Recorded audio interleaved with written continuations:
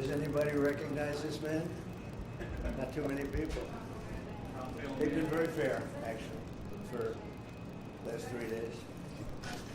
President Trump, are you going to have a green light for another attack in Iran?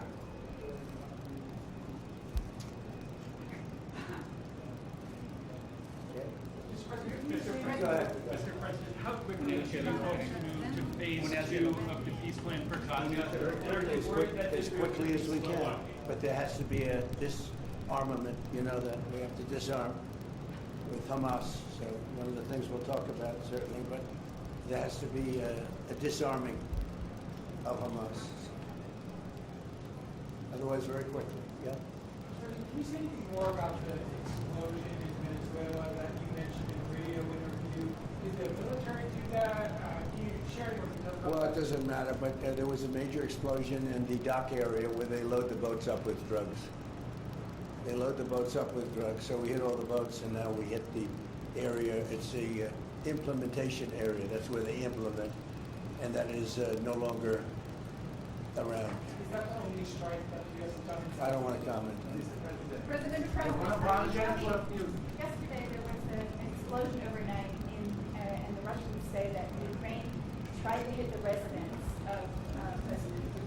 Do you have any information? No, I don't know about it, actually, and I don't, I just heard about it, actually, but I don't know about it. Did you speak with That would be too bad. That would not be good. What was the outcome of your telephone call with President Putin this I had a morning? very good talk this morning. I waited till this morning because it was pretty late by the time we finished, like 2:30 in Russia, 2:30 in the morning. And we had a very good talk. We spoke at 8 o'clock in the morning hour time, and it was a very productive talk. I mean, we have a few very thorny issues, as you can imagine.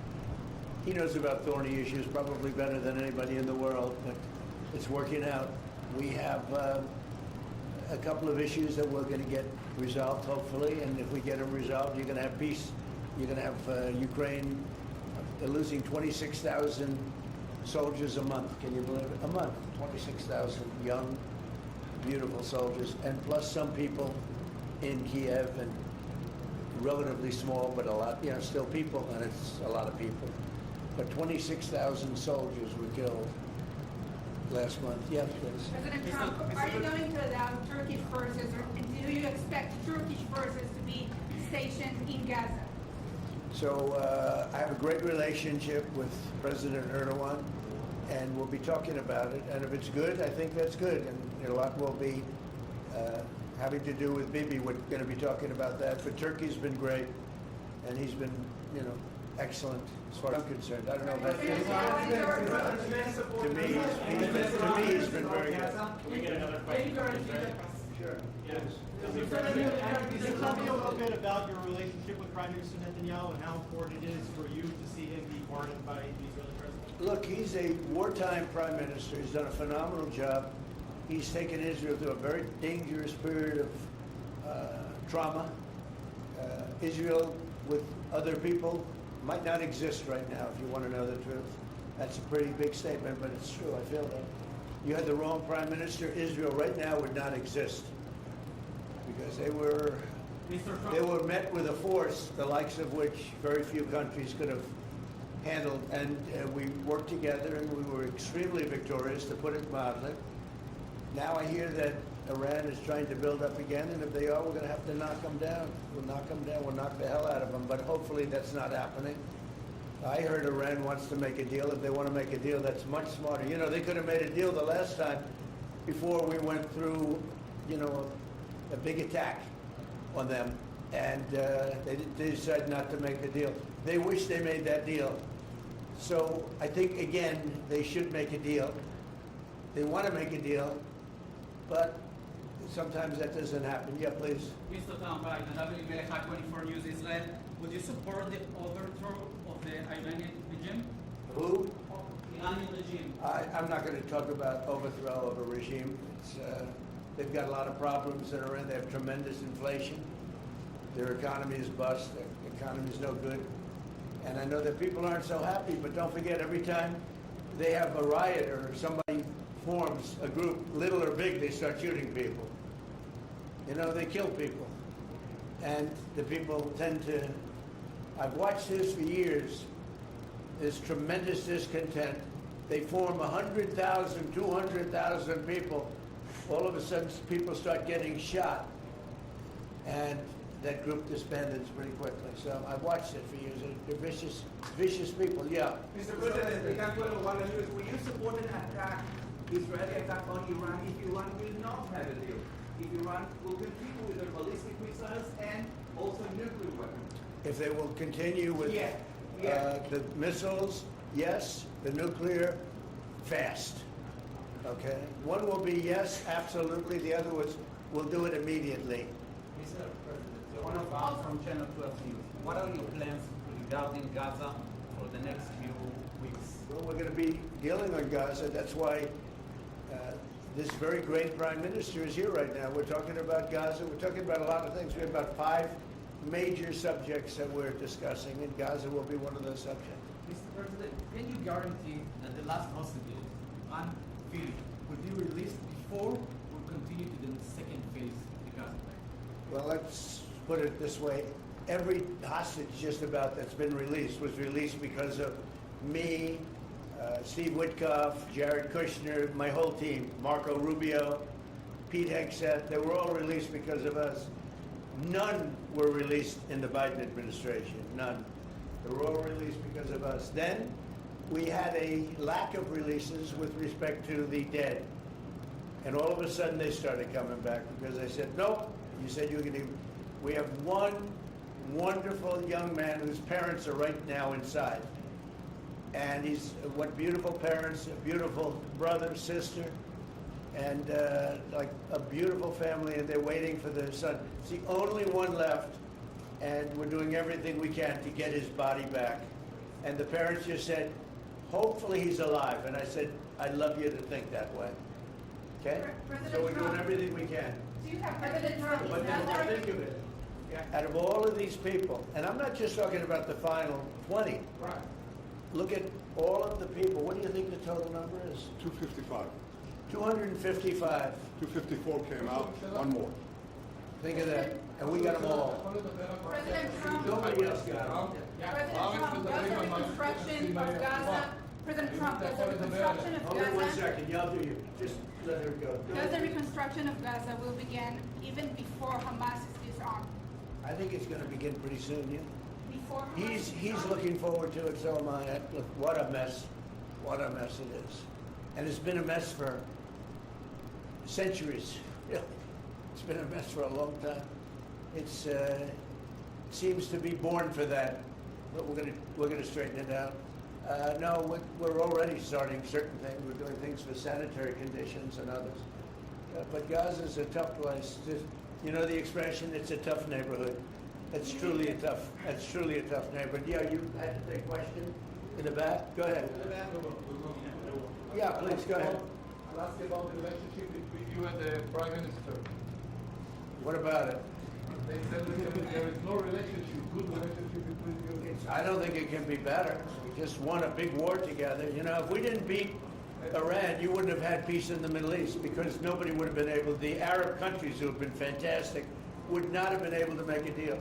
If we didn't wipe out their nuclear, we wiped it out. If we didn't wipe out with our beautiful B-2 bombers, if we didn't, and we sent a lot of Tomahawks in there also, by the way, from a submarine. And what about the pardon that the President of Israel needs to give the Prime Minister? A pardon? The pardon. Oh, I think he will. How do you not? He's a wartime prime minister who's a hero. How do you not give a pardon? You know, I think it's a very hard thing not to do it. I spoke to the president, and it's on. I mean, he tells me it's on its way.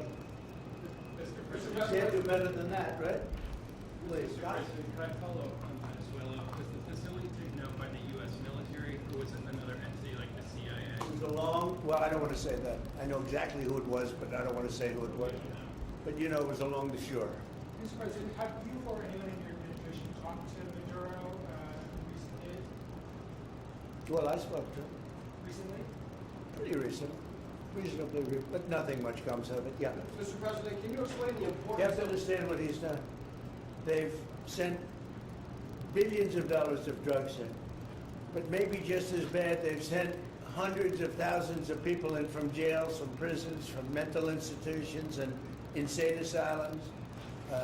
The drug lords, the drug dealers were all sent into our country. But think of it, what he's done.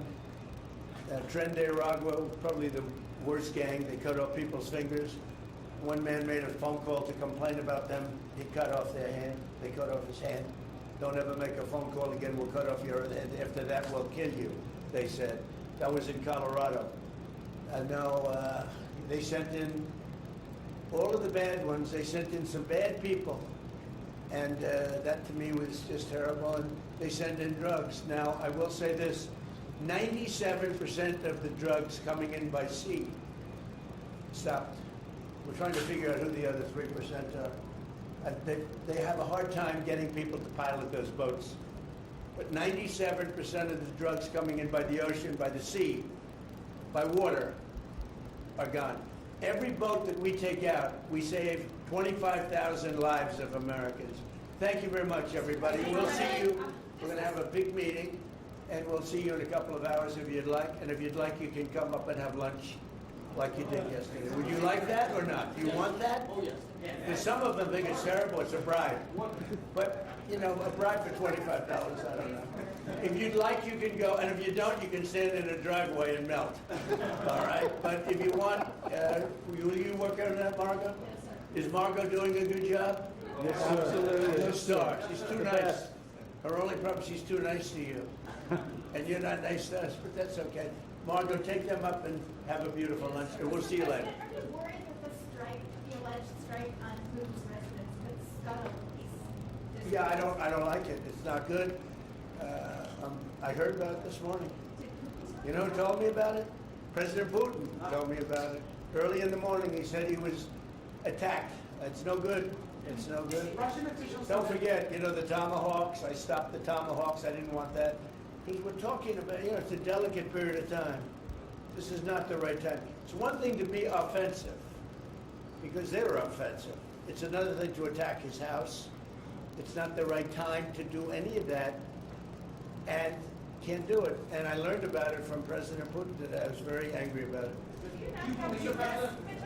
intelligence services? What? Don't you have U.S. intelligence services that monitor that region very closely? Is there any evidence? Well, that the it US came out, well, we'll find out. I mean, you're saying maybe the attack didn't take place. It's possible too, I guess. But President Putin told me this morning it did. One question, Mr. President. Can you expound on the importance of a strong relationship with the State of Israel? And Mr. Prime Minister, you called President Trump the strongest friend for the State of Israel. You've worked with numerous administrations, numerous presidents. Can you expound on that and what makes President Trump such a strong friend for the State of Israel? I'll say it again and again and again. We've never had a friend like President Trump in the White House. It's not even close. And I think you can judge that by not merely by the frequency of our meetings, but by the content and the intensity. I think Israel is very blessed to have President Trump leading the United States, and I'll say leading the free world at this time. I think it's not merely Israel's great fortune. I think it's the world's great fortune. Well, I just want to say that it's very important who the Prime Minister and President of Israel is. We have a great relationship. It was an honor to speak before your leaders. That was a great honor for me. I think it has not happened before, or something they told me. Right. But the relationship's been extraordinary, and Bibi's a strong man. He can be very difficult on occasion, but you need a strong man. If you had a weak man, you wouldn't have Israel right now. Israel would have been, you know, Israel with most other leaders would not exist today. They would not exist. And now they're stronger than ever. Yeah, please, sir. Are you going to ask Netanyahu to sign this agreement with Syria? Well, I hope he's going to get along with Syria, because the new president of Syria is working very hard to do a good job. He really is. I know he's a tough cookie, and he's, you know, you're not going to get a choir boy to lead Syria. That's the one thing I want to say. So I hope they're going to get along, because, you know, I dropped the sanctions on Syria because otherwise they wouldn't have had a chance. We want to see Syria survive. So we're going to be talking about Syria too. Thank you very much, everybody. Have a good time. Go have a good lunch. Thank you, Mr. President. President Netanyahu, there is a lot of You know, after you hear these things, I think better to quit now. Thank you. Thank you. Thank you, Mr. President.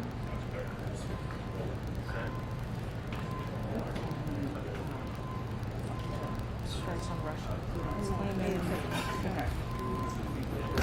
On Putin's residence. Like strikes on Putin's residence.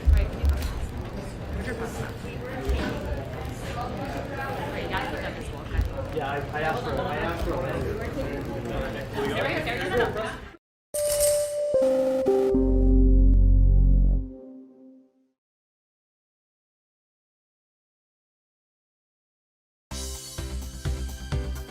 For more news and updates, all you need to do is follow CNBC TV 18 on all of our digital platforms.